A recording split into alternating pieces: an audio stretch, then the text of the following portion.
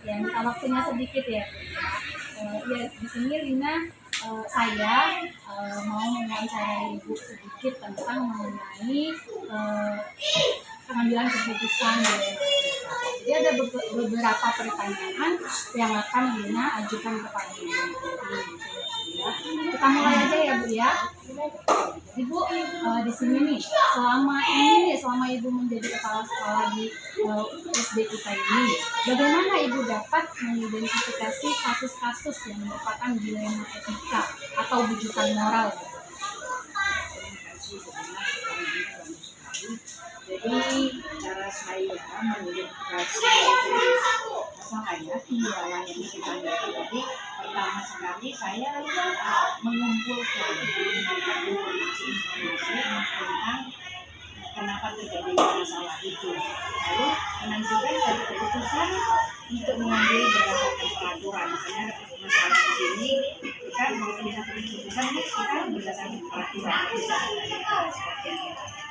Kalau sekolah nggak bisa, harus berdasarkan peraturan. Jadi memang Ibu mengambil keputusan itu dari suatu masalah harus berdasarkan peraturan-peraturan yang ada ya Bu ya. Sekali sih Bu. Nah, lalu Bu, bagaimana Ibu menjalankan pengambilan keputusan di sekolah kita ini, terutama untuk kasus-kasus di mana ada dua kepentingan yang sama-sama benar atau sama-sama mengandung nilai kebajikan? Ya, terima kasih. Saya mengambil keputusan harus selalu dikembalikan kepada aturan tadi ya. Jadi setiap pengambilan keputusan saya selalu menjalin hubungan dengan guru-guru saya. Misalnya sekolah kita ini ada beberapa, jadi saya selalu menjalin hubungan kepada guru-guru itu, guru yang ada, dan memastikan bahwa keputusan tersebut benar-benar dipahami, lalu selalu ada alasan dibalik. Misalnya ada kejadian ada alasan. Intinya Ibu mau berkolaborasi dengan guru-guru di sini ya. Nah, langkah-langkah untuk selanjutnya, langkah-langkah atau prosedur seperti apa yang Ibu lakukan selama ini? Pertama, saya akan mencari informasi terlebih dahulu tentang pemahaman terlebih dahulu. Lalu saya sudah dapat informasinya, saya akan ke lapangan. Terjun langsung Ibu ya? Terjun langsung ke lapangan. Akhirnya iya, langsung untuk mewawancarai dari berbagai pihak, misalnya dari guru ke guru, murid pun boleh. Lalu setelah itu saya menganalisis untuk diambil satu keputusan. Jadi setelah saya wawancara, saya menganalisis baru dapat satu keputusan. Lalu hal yang apa saja yang selama ini dianggap efektif dalam pengambilan keputusan pada kasus-kasus dilema etika yang terjadi di sekolah kita? Kalau saya merasa suatu keputusan itu efektif apabila dilakukan spontanitas. Spontanitas artinya tidak direncanakan, spontan. Bergantung objek permasalahan di lapangan. Ya, misalnya masalahnya di lapangan ya keputusannya spontan. Jadi saya mengobrol dengan tim manajemen sekolah, guru senior, mendengarkan pendapat mereka supaya ada keputusan bersama. Jadi saya tidak bisa memutuskan sendiri, harus ada informasi dari guru senior yang ada di sekolah itu. Jadi kami sama-sama mengambil keputusan. Kita mulai kembali ke kolaborasi tadi ya dengan guru senior yang ada di sekolah. Lalu Bu, hal apa saja yang selama ini merupakan tantangan nih dalam pengambilan keputusan pada kasus-kasus ini? Tantangan Ibu nih apa nih selama ada di sekolah ini, sekolah kita ini gitu? Ya, terima kasih. Memang setiap masalah kan ada penyelesaian. Jadi kalau saya mengambil keputusan tantangannya, apabila keputusan saya itu tidak diterima, tidak bisa diterima. Tentu saja kita harus meyakinkan orang-orang yang terlibat dengan itu seperti misalnya tadi yang membeli sayur kan, jadi mereka pun kan kurang setuju dengan keputusan saya. Terus saya ya namanya apa namanya berkolaborasi dan meyakinkan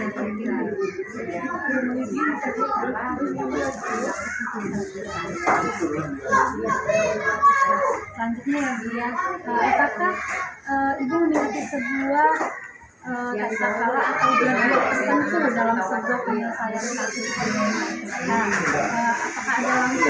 apakah Ibu langsung menyelesaikan di tempat atau memiliki sebuah jadwal untuk menyelesaikannya? Misalnya contohnya ada masalah nih, Ibu atur jadwal dulu untuk menyelesaikannya atau langsung kayak tadi spontan langsung diselesaikan? Ya, terima kasih. Jika ada masalah saya dapati seperti itu, tidak ada jadwal tertentu menyelesaikannya.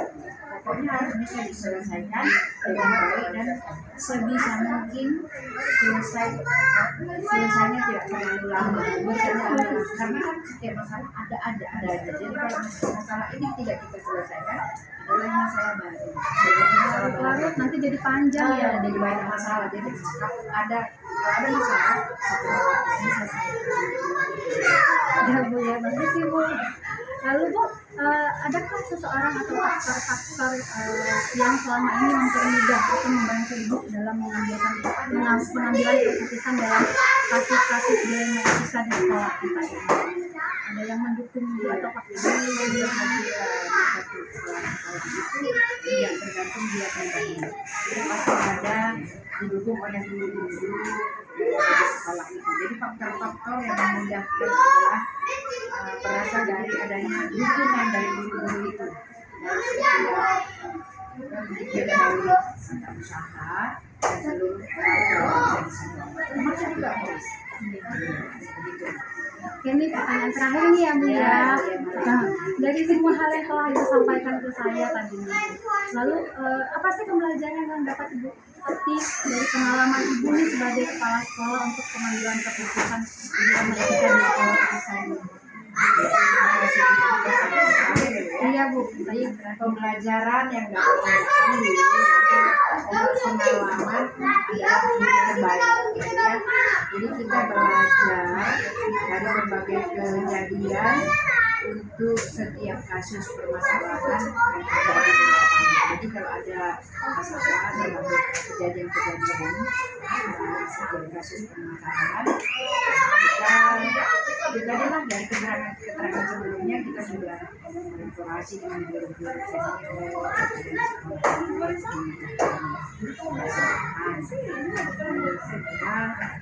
di dalam dilematika itulah tadi. Yang pentingnya kita kepala sekolah harus berkomunikasi dengan guru-guru yang ada di sekolah.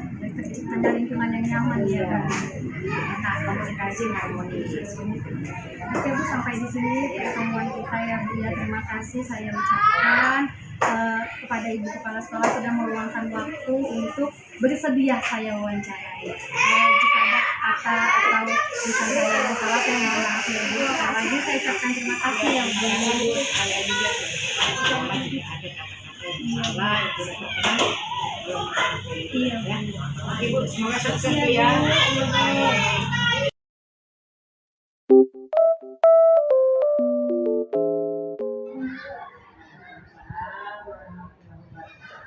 Maaf ya Bu ya, sebelumnya masih ada waktu. Ibu ada kegiatan nggak Bu? Ya, disediakan waktunya sedikit. Terima kasih ya Bu ya sudah menyempatkan waktu untuk saya wawancarai gitu ya. Kita langsung saja ya Bu ya. Jadi di sini saya mau wawancarai Ibu mengenai pengambilan keputusan tentang dilematika. Jadi kita lanjut langsung pertanyaannya aja ya Bu ya. Boleh. Jadi Bu, selama ini nih Ibu jadi kepala sekolah di sini, bagaimana Ibu dapat mengidentifikasi kasus-kasus yang merupakan dilematika atau dilematika? Kasus-kasus yang ada di sekolah Ibu ini lah. Ya, sepanjang ini memang dilema etika atau pendidikan moral itu tidak ada yang menonjol di sekolah kami. Tapi begitu pun untuk pengambilannya kita harus mengidentifikasi dulu, melihat dilema etika yang disebutkan bagaimana gitu, dimana tidak sama-sama katanya benar, tidak ada rujukan dalam kasus ini dan tidak adanya pelanggaran hukum dan perilaku. Sehingga untuk mengidentifikasinya kita perlu melihat kasusnya terlebih dahulu. Gitu ya Bu ya. Jadi Bu, selama ini bagaimana sih Bu sebagai kepala sekolah menjalankan pengambilan keputusan di sekolah ini, terutama untuk kasus-kasus di mana ada dua kepentingan yang sama-sama benar atau yang sama-sama mengandung nilai kebajikan? Ya, sebelumnya itu kita harus lihat faktanya dulu. Bukan kita identifikasi dulu, kita lihat dulu masalah yang terjadi, dan kita menunjukkan fakta-faktanya dulu, apakah benar memang terjadi. Sehingga kita mampu mengambil keputusan yang tepat untuk pihak-pihak yang bermasalah. Jangan sampai ada yang dirugikan di kasus seperti ini. Berarti yang pertama dulu itu faktanya dulu Ya, ya. fakta dulu. Jika kita sudah lihat, kita tempuh dengan cara musyawarah dulu. Dengan dulu Ibu ya Bu Dengan ya. dulu. Lalu langkah-langkah untuk tersebut seperti apa yang bisa Ibu lakukan selama ini? Ya, setelah kita identifikasi, terus setelah guru yang bersangkutan kita akan melakukan itu dengan cara kekeluargaan, tindakan persuasif, identifikasi dulu kita memanggil faktor masalah yang terjadi, terus kita harus tahu dulu letak akar permasalahannya. Karena kita tahu penyebab, penyebab ini terlambat, sehingga diharapkan kita dapat menemukan solusi yang baik dan tidak merugikan guru yang bersangkutan. Gitu ya Bu ya. Lanjut Bu, lalu hal-hal apa saja yang selama ini dianggap efektif dalam mengambil keputusan pada kasus-kasus yang dilema etika yang ada di sekolah ini? Udah pasti berkomunikasi.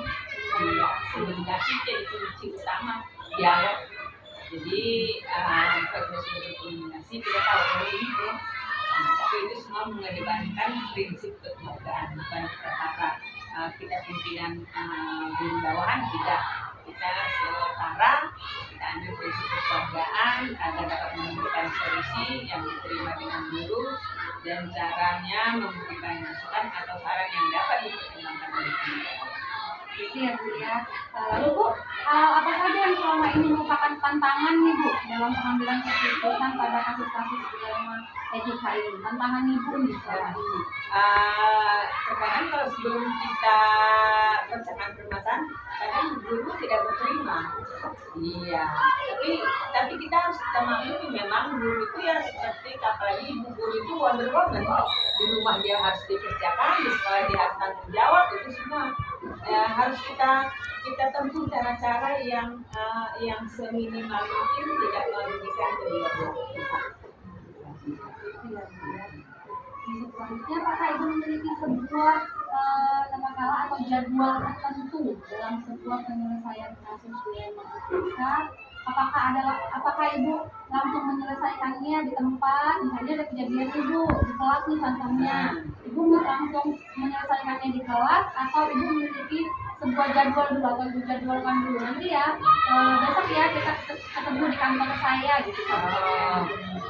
Umumnya seperti itu tidak terjadwal, hanya saja ketika ada permasalahan yang harus kita selesaikan ketepatan saya di sekolah, ya itulah kita pembahasan bersama dan itu pun kita sama-sama dengan guru-guru senior memang apa kebenaran faktanya, terus dengan guru-guru junior bukan berarti bawahan tidak, kadang usia ya kan, itulah bisa dikatakan begitu. Tapi kita kan melihatnya kan sudah dari supervisi awal yang berjalan-jalannya.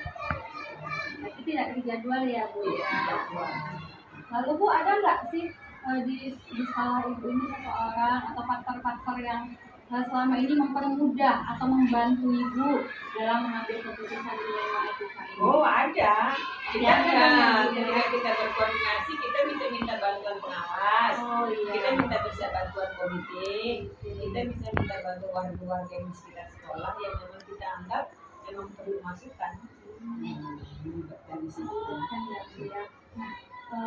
Lalu Bu, dari semua hal yang telah disampaikan tadi, pembelajaran apa sih Bu yang dapat Ibu petik dari pengalaman Ibu selama menjadi kepala sekolah dalam mengambil keputusan ini? Iya, sebagai pimpinan di sini yang diberi tugas lebih sedikit oleh pemerintah pemegang stempel itu saja.